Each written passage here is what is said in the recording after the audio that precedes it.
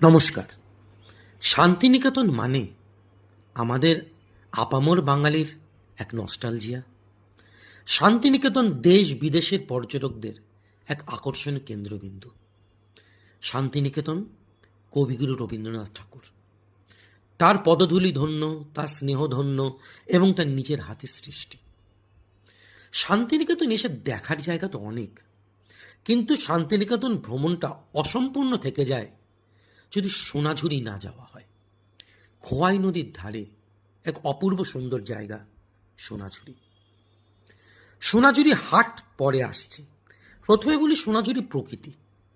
শাল, ইউক্যালিপটাস, সোনাঝুরি গাছে ঢালা এই পথ, উঁচু নিচু লাল মাটির কাকড় ঢালা পথে হাঁটতে হাঁটতে আপনি হারিয়ে যাবেন নিজের সাথে নিজে।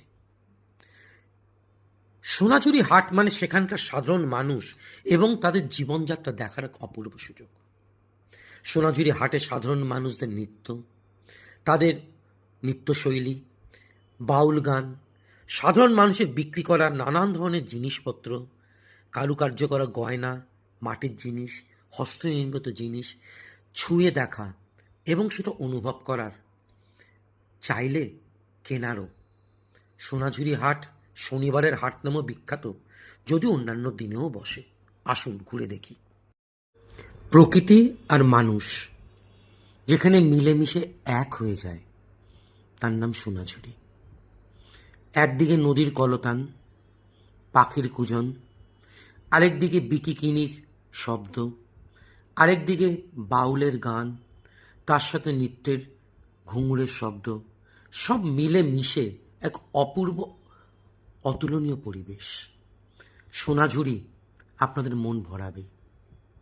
সে আপনি প্রান্তিকে থাকুন কি শান্তিনিকেতনে থাকুন, যে কোনো জায়গা থেকে অটো, টোটোন বা নিজের গাড়ি যা নিয়ে ইচ্ছা চলে আসতে পারেন। সোনাঝুরি ঘোরার আদর্শ সময় দুপুর 2টো থেকে 4টে, যে সময় হাট অনেকটা খালি থাকে এবং আপনি নিশ্চিন্তে আপনার মতন করে ঘুরে বেড়াতে পারবেন।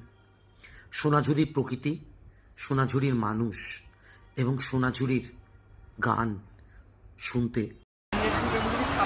আসুন। তবে সব শেষে একবার শুনে দেখি নদী কোন সুরে গান গায়, নদী কোন সুরে বয়ে যায়, নদী কোন সুরে আমাদের প্রাণ দেয়।